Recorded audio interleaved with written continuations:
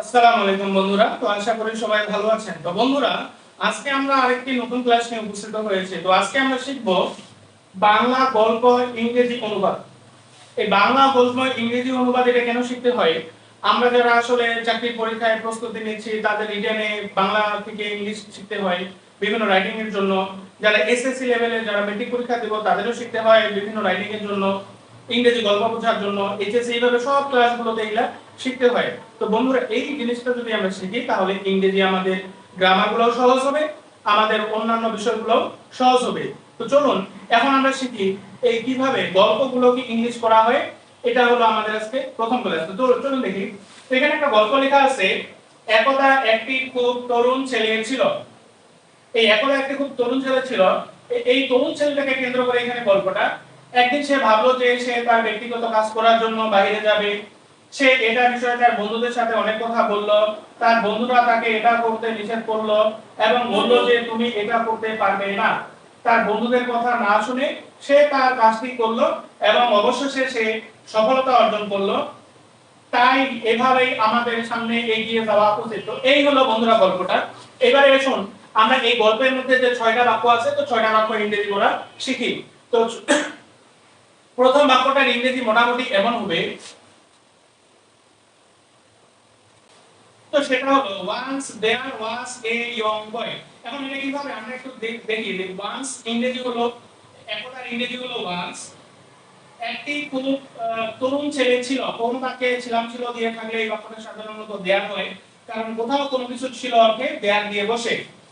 তাহলে হয়ে গেল once there was কি ছিল, একটি সুন্দর তরুণ। এই একটি সুন্দর তরুণ, এখানে একটি খুব সুন্দর তরুণ, এখানে একটা ভেরি বসায় দিলে বেস্ট হয়। এ ভেরি ইয়ং বয়, এই হলো আমাদের এক নাম্বার বাক্য। তো এবারে আসুন আমরা দুই নাম্বার বাক্য দেখব। দুই নাম্বার বাক্যের মধ্যে আমরা এখানে দেখব, একদিন সে ভাবলো যে সে তার ব্যক্তিগত কাজ করার জন্য বাহিরে যাবে। তো এই বাক্যের ইংরেজিটা এরকম হবে।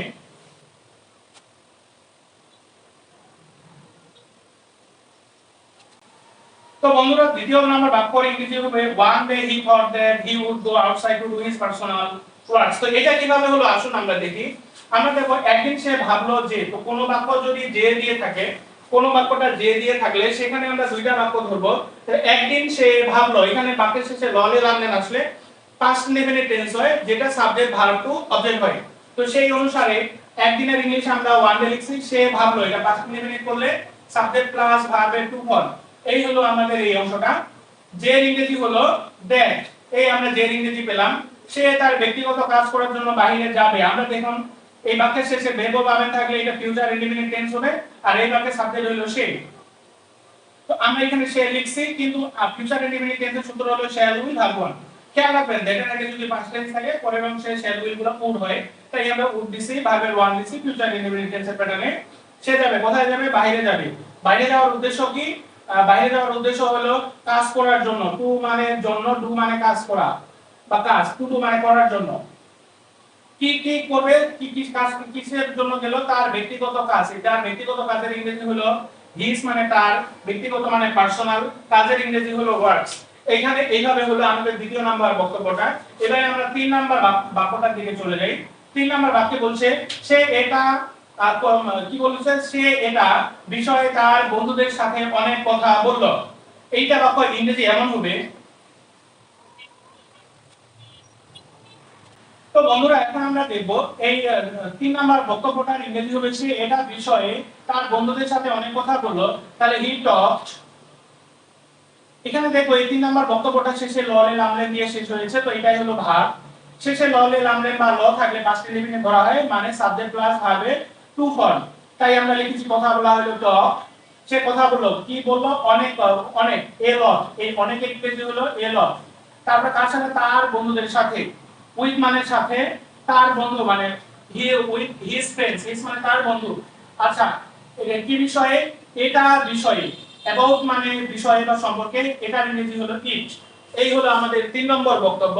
এবারে আমরা চতুর্থ নম্বর বক্তব্যটা ইংরেজি করব। সেখানে লেখা আছে তার বন্ধুরা তাকে এটা করতে নিষেধ করলো এবং বলল যে তুমি এটা করতে পারবে না। তো চলুন আমরা এই চার নম্বর বক্তব্যটা এবারে দেখি।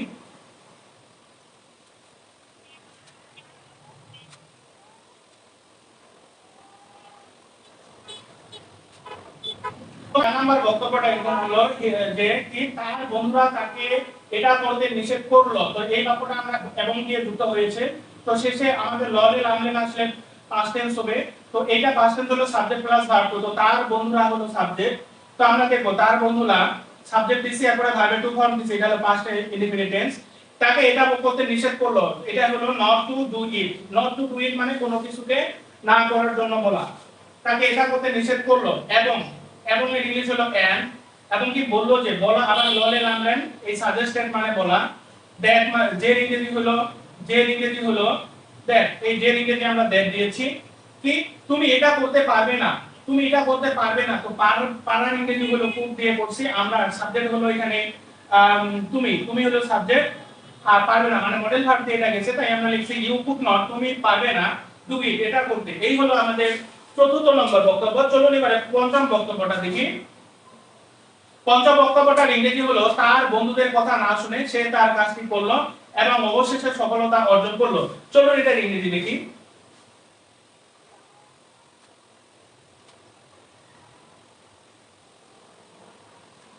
তো বন্ধুরা এবারে আমরা দেখব আমাদের পঞ্চম নম্বর যে বক্তব্য, সেটা হলো তার বন্ধুদের কথা না শুনে, বা এখানে কোনো কিছু ছাড়া বোঝাচ্ছে, এটা না শুনে, এটা ইংরেজি উইদাউট দিয়ে বলতে হয়। Without listening to his friends, এটা বাংলা হলো উইদাউট মানে ছাড়া, লিসেনিং টু মানে শোনা, হিজ ফ্রেন্ডস মানে বন্ধুদের কথা না শুনে সে কি করলো, সে তার কাজটি করলো। এখানে বাক্যটা এবং দিয়ে যুক্ত হয়েছে। সে হলো সাবজেক্ট, আর ভার্ব হলো করা। লরে জানলে থাকে past indefinite, subject verb two করব। তো আমরা এখানে দেখব এই হলো সাবজেক্ট, এইগুলো আমরা ভাগ করেছি এবং এটা হলো অবজেক্ট, আমরা এটা দিয়েছি এবং এর ইংলিশ হলো এন্ড। অবশেষে সফলতা অর্জন করলো, অবশেষে সে সফলতা অর্জন করলো বা সফলতা অর্জন করলো। ফাইনালি মানে অবশেষে, অর্জন করলো হলো ভার্বের সাথে ললে লামলেন থাকলে ভার্বের টু ফর্ম দিতে হয়।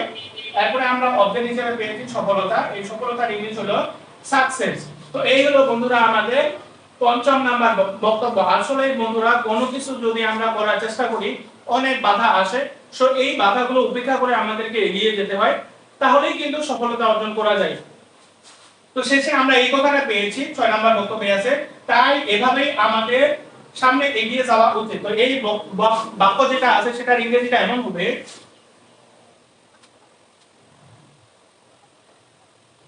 বন্ধুরা আমরা যদি এখন 6 নম্বর বক্তব্যটা দেখি তাহলে এটা ইংরেজি হবে সো মানে তাই, তাই এভাবে ইংলিশ হলো দিস ইজ হাউ, এভাবে ইংলিশ হলো দিস ইজ হাউ আমাদের সামনে এগিয়ে যাওয়া উচিত। উচিতের ইংলিশ হলো শুড, আর এখানে সাবজেক্ট হলো উই, তাহলে আমরা লিখব উই শুড।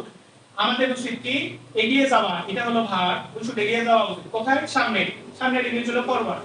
তো বন্ধুরা এই হলো মোটামুটি আমাদের গল্পটার ইংরেজি। তো এখন থেকে আমরা এইভাবে গল্পের আকারে ইংরেজিগুলো শিখবো, তাহলে আমরা অবশ্যই আমাদের ইংরেজি দুর্বলতা যেটা আছে সেটা কাটিয়ে উঠতে পারবো। তো আপনারা সবাই এইভাবে আমাদের ক্লাসগুলোর পাশে থাকবেন এবং আপনাদের যে কোনো মতামত থাকলে জানাবেন। তো আমাদের এই ক্লাসগুলো আজকে এটা গল্পের প্রথম ক্লাস, এইভাবে সিরিয়ালি ক্লাসগুলো দেওয়া হবে। আপনারা অবশ্যই এই ক্লাসগুলো করবেন, লাইক করবেন এবং ক্লাসটি ভালো লাগলে শেয়ার করবেন। তো আমাদের সাথে থাকার জন্য ধন্যবাদ। আসসালামু আলাইকুম ওয়া রাহমাতুল্লাহ।